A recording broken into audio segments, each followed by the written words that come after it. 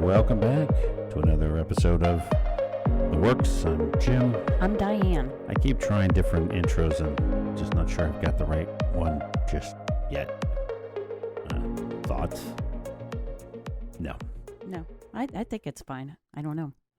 So maybe we should sing something in the beginning. Well, I go back to one of our questions that was asked a while ago. Still don't have an answer. Are there lyrics to our theme song, and what is the name of the theme song? So I'm still working on that. Do you have any idea? Mm-mm. Do you want to sing it? I don't think anybody wants to hear me sing. Okay, yeah. As I was told, my voice isn't very rich, but it's very well off. Whatever that My voice means. isn't rich, but it's Right. very well off. So, speaking of the podcast, as we venture down this path with you, appreciate all the input and all the suggestions coming our way. We've discovered that it's overwhelming, the things that are out there, that half of it, it's hard to believe or understand. And I guess where I'm going with this is that we've recently discovered that making a podcast, there's also the thing called the clip. And then there are other things that you can do that help promote a podcast. So we produced a clip. That was a struggle because we didn't realize the clip was a video format. Yeah, MP4. Yeah, MP3, MP4. Whatever it takes. Whatever it takes. So we put one out there, and I'm not sure how to best describe where to find it. So, for example, you notice in your car, and I think this only applies to cars like newer than 2012, which is old, right? But when you play something on your stereo in the car, whether it's, and I notice this happens more on XM satellite versus, music that you're streaming from your phone. Now, again, this might be a function of your phone, but when you're playing a source like XM, it'll show pictures when you're on a certain channel.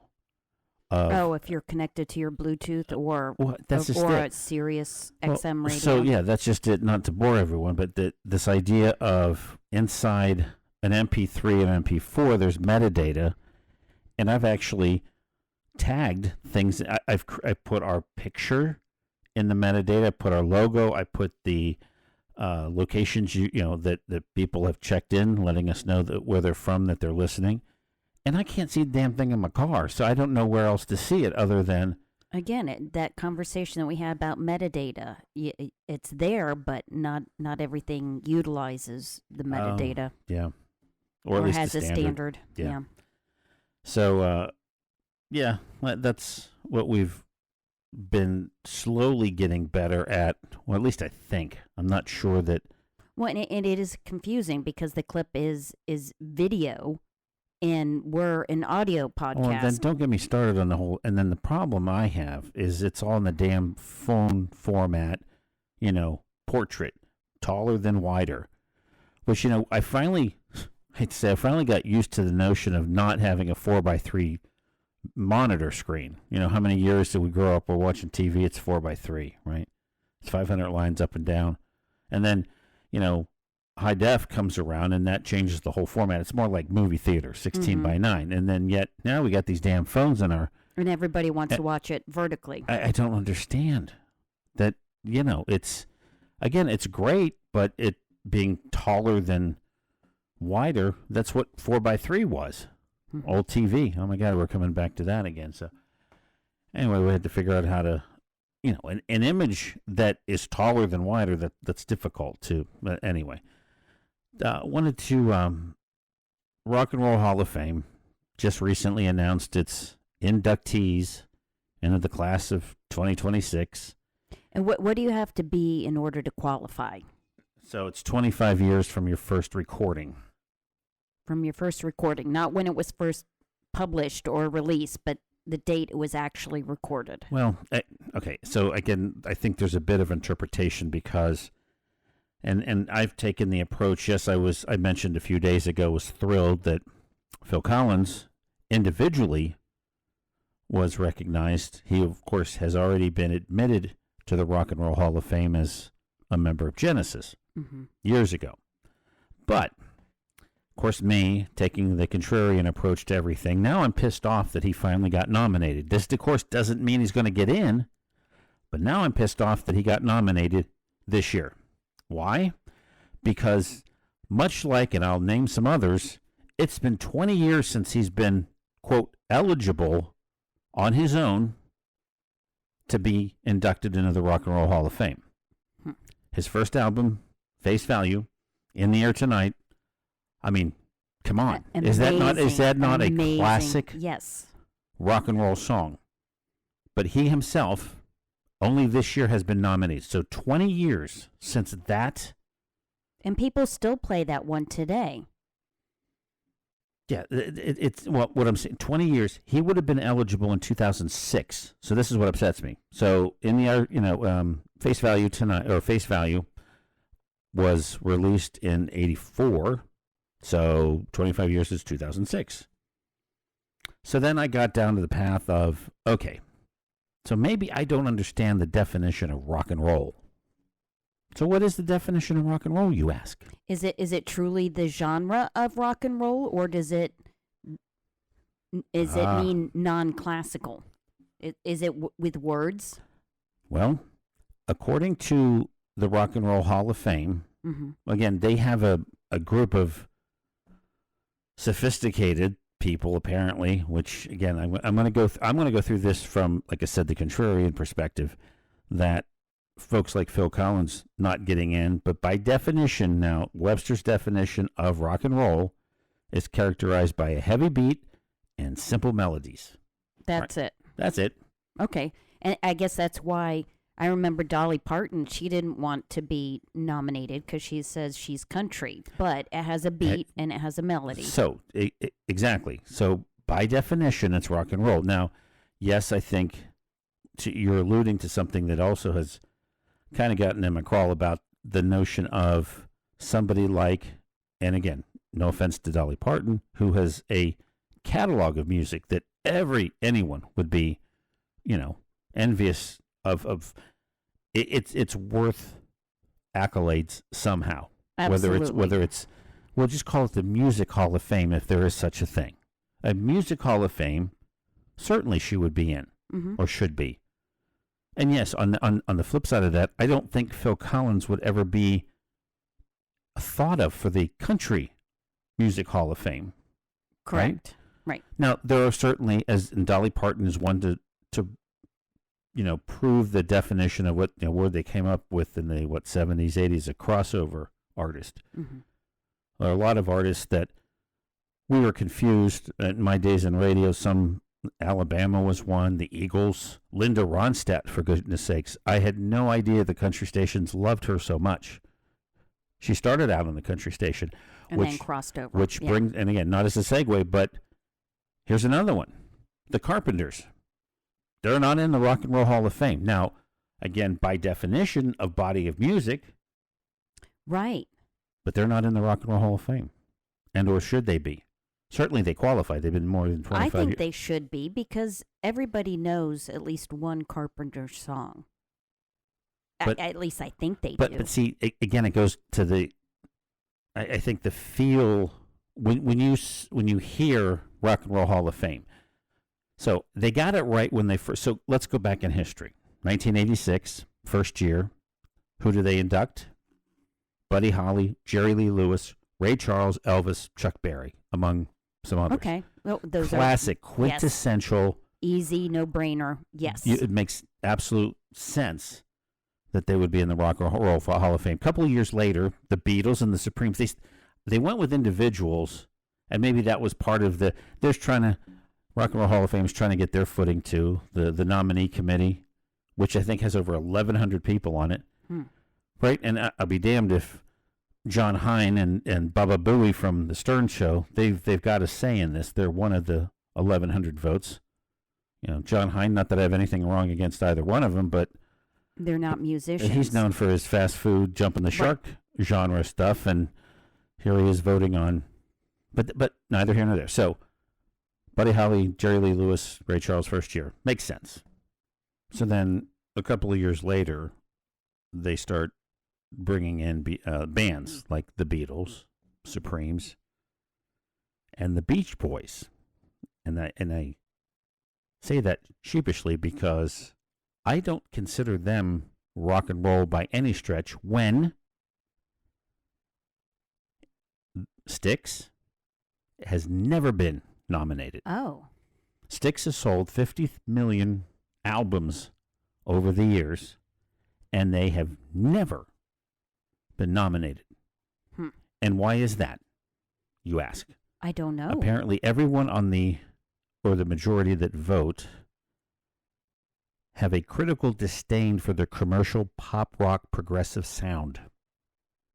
So, again, what's the definition or what gets you in? Nominees are based on musical excellence, influence, and impact they've had on rock and roll, with the caveat at least 25 years from their first recording. So first recording plus 25 years, and if they've had or demonstrated musical excellence, influence, and an impact on rock and roll, the industry. And by the industry, I do mean the business. But has they have all that. The Beach Boys, who every song sounds exactly the same to me. They got in. And they got in, and I didn't go back and do the math whether it was the first ballot or not, but it's infuriating to know that with Phil Collins' body of work from Genesis also, but as an individual standalone artist, he's just now being nominated first time. Well, if they can be so highbrow against Styx, maybe I'm hoping that 25 years from now they can cock block Imagine Dragons. I hate them. Why is that? I don't know. It just seems so formulaic. But see, this is where you and I completely are off kilter. It's just that the bubblegum I like versus what again, music is music. It's all in the ears of the beholder, I think. But so I think back to your point, though, that I would certainly, as much as I'm not a big Imagine Dragon fan, if I looked at their body of work, notwithstanding what they might do, but compared to the Beach Boys, I think they would certainly deserve to be in more than the Beach Boys. Right. But, the Beach Boys had a sound of that generation and a vibe and a feel. And I think that plays out, especially when you look at this year's nominations. Some of these folks don't have a huge body of work, but they were instrumental in defining a generation. Like? Or was that a setup, or was I... No, it just... Oh, who was I going to say? Lauryn Hill. Right. She was pivotal in her style, the neo-soul. She only had one studio album and one live album, but she is an icon. She absolutely needs to be in there because of that. Now, Wu-Tang Clan, I don't know a single one of their songs. And did they have a huge body of work? No. Did they find a generation? I guess.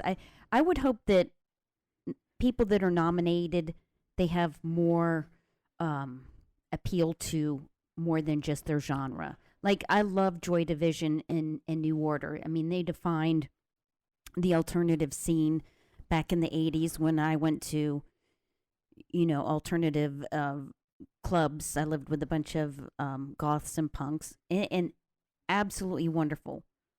However, I don't think they were the defining voice of that time period. Great music, absolutely love them, but I don't know if they have enough appeal to the general population to get in.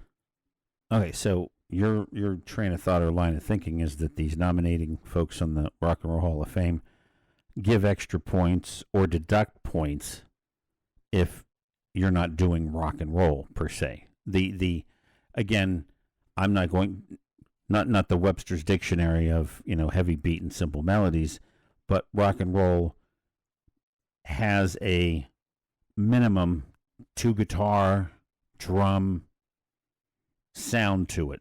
Is that and no fiddle, no violin, right? What defines your point? Why would somebody like, here's another one, Meatloaf, still not in? Right. Very musically talented. That's rock and roll as far as pure rock and roll. Right. None of this fluff. None of this. Nothing like the Starship, for God's sake. Ugh. Some of the worst music ever. But they're not in. Weird Al Yankovic, Gren. Again, here's a novelty act. But he impacted rock and roll. He did. He brought people together. Musical excellence. They sounded awfully good. He should be. How about B-52s? They're not in. They've been eligible for 23 years. Yeah. Not in. I guess they... No, it's... I don't think they're strong enough. I like them, but I think they were too kitschy. That it's... I don't know. So, again, in your mind, or we're helping maybe uncover... Bias. What's the leaning of, hey, if you're not rock and roll, so you've... I would hope you have a body of work that spans more than 2 years, 5 years, 10 years. When I think of these legends, they have a huge body of work, and they should get in there. Other bands, they get a pass just because they were pivotal at a certain time. Like, okay, Billy Idol. I love him. He's a Gen X guy. It defines what we listen to, but there weren't that many songs. I don't think he should. Yes, he is an icon. He's iconic, but do you think he belongs in the Rock and Roll Hall of Fame? Well, I'll answer that, not directly, but okay, Nirvana. How many albums did Nirvana release compared to Billy Idol? I'm not looking for... No, I'm just saying, again, to your point, those that... in that particular case, I'm sure the death... Yeah. It had something to do with... But they helped define a sound. Okay, so again, grunge being more rock and roll leaning versus Dolly Parton, who certainly is country. Right. Yet she gets in too. And again, I'm not knocking Dolly, but so again, so Wu-Tang Clan, and I'll give you another one, Commodores. Lionel Richie's in, Commodore's not. Makes Why no not sense. the Commodores? And as a matter of fact, another one of my favorites, Kool and the Gang. They haven't been in yet? No, Kool and the Gang is. Oh, okay. They just got in 24. They were eligible in 96. That was long overdue. Beyond. Almost a record. Almost being snubbed the worst at this point. Styx still holds the number one position for, I guess, being snubbed. I don't know if that's the right term, but... and again, I'm looking for some... Is it more R&B that maybe you need to wait a few more years to get in? A.k.a. Commodores versus Nirvana. Commodores, to your point, I think, that your body of work is not, and again, I'm not knocking Nirvana, but the body of work of the Commodores certainly extends well beyond the duration of what Nirvana was around for. Correct. Okay, what about In Excess? Still not in. They're nominated this year. I know. 21 years. Almost as bad as Phil Collins, who got nominated. Both of them, Phil was 20 years, 21 years for In Excess for their first eligibility. How about Motley Crue? Right. Still not in. Been eligible for how long? Iron Maiden? They're not in. Snoop Dogg? Iron Maiden is nominated this year. Well, my point is that it's been how long for them? Right. And they were first eligible in 2005. and they're now being and so what I didn't have a chance to look into, and I guess I'm curious, and anyone else can tell me how many first nominees get in. Oh. So like last year, so I don't want to be disappointed, but if Phil doesn't get in, And Pink does. and that's just gonna eat at me. That's not. Yeah, Earth, Wind, and Fire, another example. I don't understand Why it takes beyond so long. if you're. The criteria that exist is one, first commercial recording, at least 25 years, and again, musical excellence, influence, and impact on the industry. Then you go into, like I said, I was having a little bit of fun with the definition. Being heavy beat and simple melodies. Well, nobody better than NSYNC or Backstreet Boys. Again, you can hear where my leanings are certainly more towards the bubblegum side of things. The ear Right. can't. I'm glad to see New Edition got nominated because they were the ones that laid the foundation for all the other boy bands and that sound. But Backstreet and NSYNC technically have been eligible for better part of 4 or 5 years now. Right. Again, it's newbie, and I'm not saying Well, that. get New Edition in first, and then you can look at those. And speaking, we're having some fun with the nominees, and like I said, I didn't want to take the contrarian position to certainly take away anything from those that are nominated and those that are in, certainly. But Not that they care for me, but Oasis, come on. Well, again, there might be a reason for that. I don't know.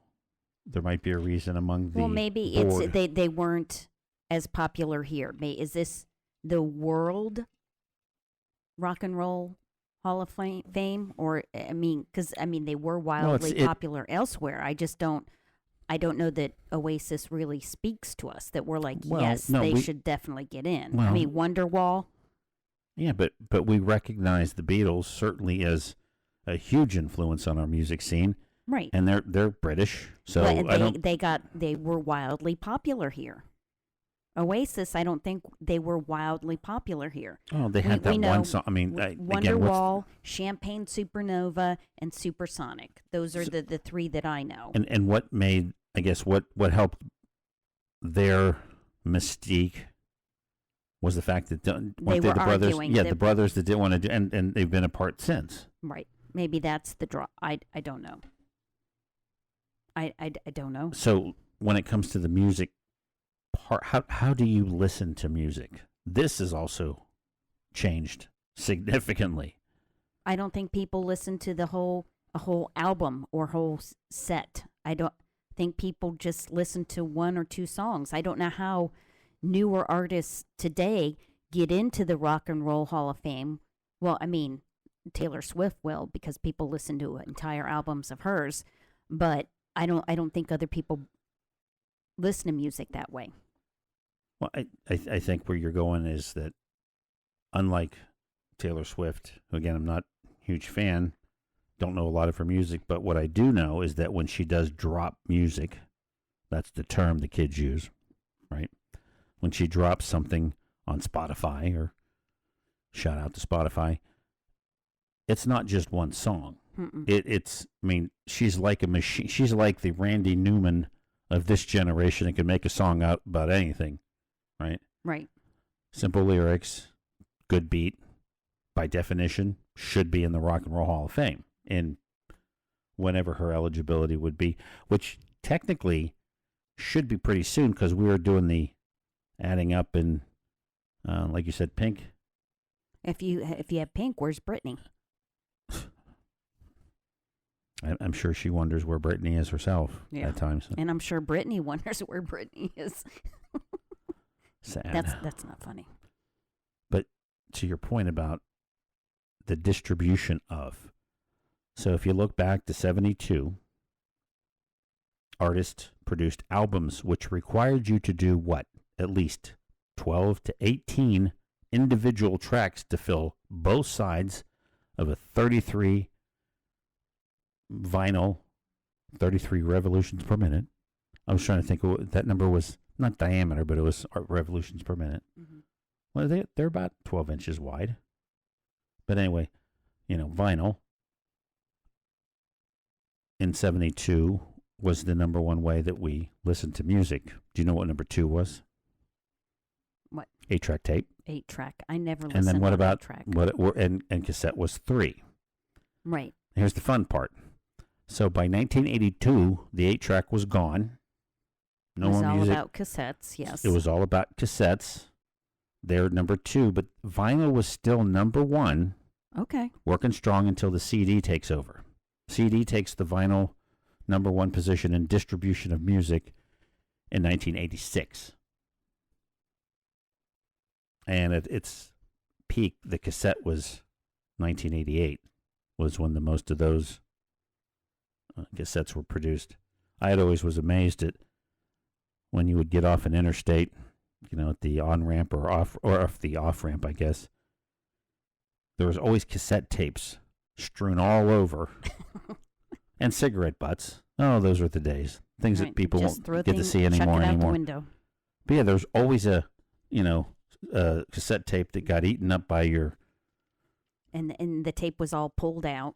Yeah. Yeah, because you were trying to fish it out of the cassette deck that it was eaten up in. And for some reason, found a grave at the off-ramp of most interstates. Yep, you chuck it out the window. But today, it's all about streaming. Yeah. So to your point, artists don't have to produce nearly the body of music initially, just for the fact that on streaming you can buy just one. Onesie twosies. So here, the fun part, though, the reason I bring this up is that vinyl, at a 71% of how we got music. And this is just, so you buy your vinyl, you buy your 8-track, you buy your cassette. And today it's 85% of the music that is bought is streaming. Here's the kicker, folks. You don't own it. You don't. Because you're streaming it each and every time. Not like those Napster days, for God's sake, that you could keep those. See, I just made a full circle. Napster, and you're keeping your MP3s, and how you and I are talking about MP4s now. Mm-hmm. But the full circle being that 85% of what we're spending our money on, and I'm guilty of this. And you don't even own. We don't even own it. Right. But vinyl is making a comeback. Well, it's 9%. I saw a fact that in 2020, vinyl outsold CDs for the first time since the late 80s. And here's one that went away. Had a short life, 2004 to 2006. Ringtones. We spent almost, so it was small. It was like a 3% share of the market, but the fact that ringtone was a legitimate purchase for your phone. That, let's face it, that's money you threw away. That's money you threw away. You got your favorite song, and you paid for it and downloaded it to make it your ringtone. Well, yeah, but then phones would, operating systems got clever and decided that, that's not going to happen unless you're paying for it. You can't have that. No. But, oh well. So that's a bit of a... So is there anybody on the list that you think shouldn't be nominated? No, Which ones we haven't talked about? We haven't talked about Jeff Buckley. He doesn't have a huge body of work. He's one of my favorites. His album Grace was amazing, absolutely amazing. And his Leonard Cohen's version of Hallelujah. I mean, people still play that one today. This is our last goodbye. It just so good. But does he have the body of work? Do you think he should be there? Well, and here's the thing. He's 8 years since technically being eligible. So,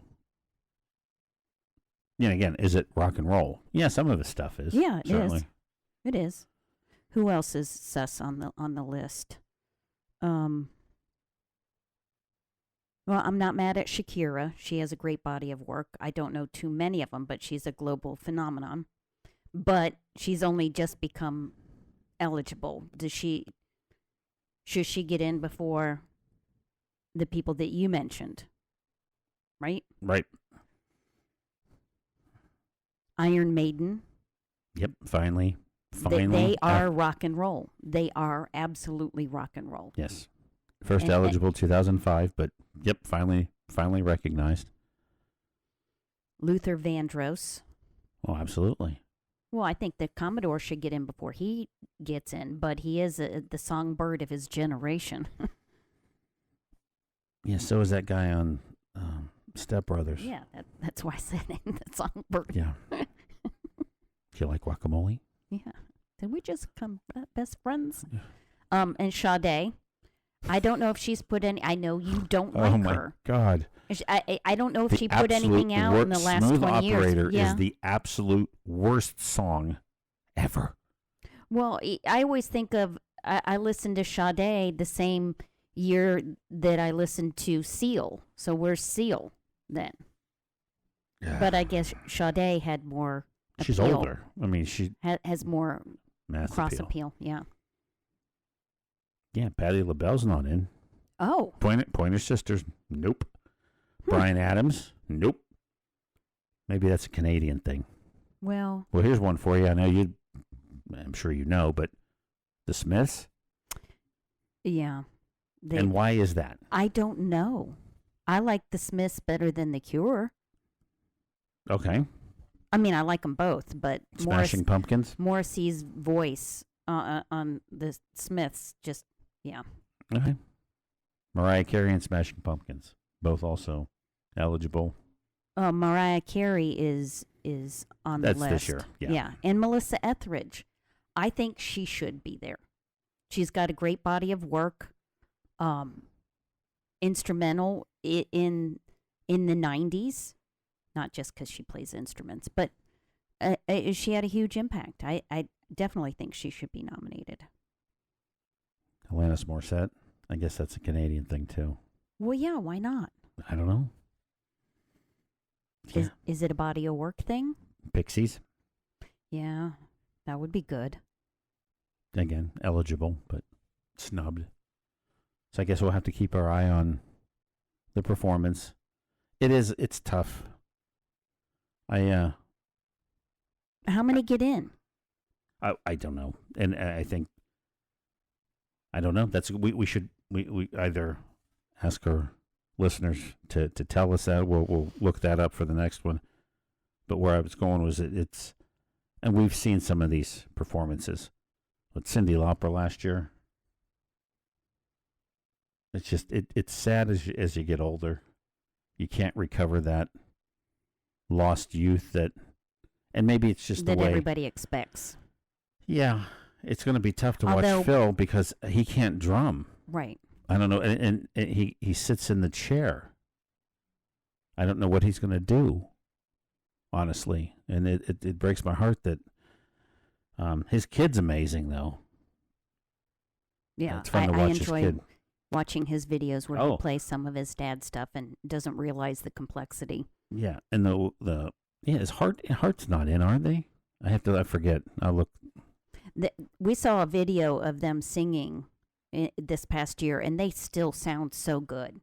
I mean, she can still Heart's sing, in 2013. and then Pat Benatar, she can still belt it out. I mean, Oh no, they're not. They were just a performer. Excuse me. Yeah. yeah, No, they were inducted. I'm sorry. Okay. Excuse me. Yeah, they were a performer inducted in 2013. But I guess the thing with Hart that's kind of neat is between the Wilson sisters. You know, they always the blonde was always the one that didn't get a lot of attention, and the brunette did. And there for a while, much like Phil, we were watching concerts on YouTube, and the poor lady couldn't stand up. And thank God for Ozempic. right. She's looking great. She was it looks rocking it. lot. Yeah, walking around and The voice sounded good. yeah, not out of breath. Mm-mm.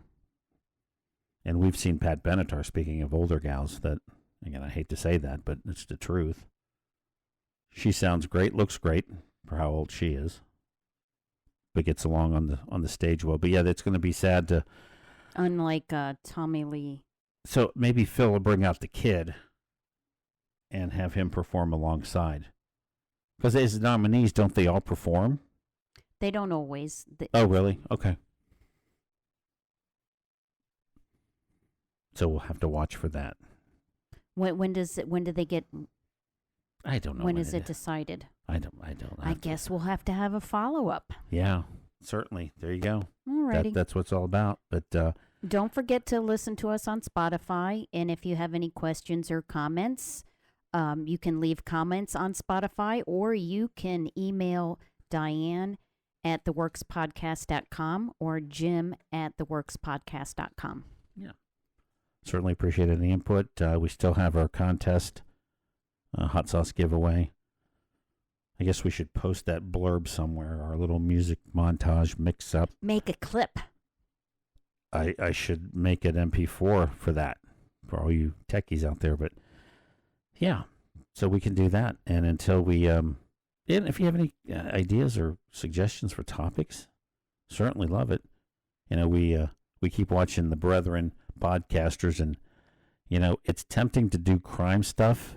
But at the same time, as I'm listening to a few of them, it's just speculation after speculation, and I don't know how good that really is, or is it entertaining? I just don't know. It's entertaining. You don't have to be right. Okay, yeah.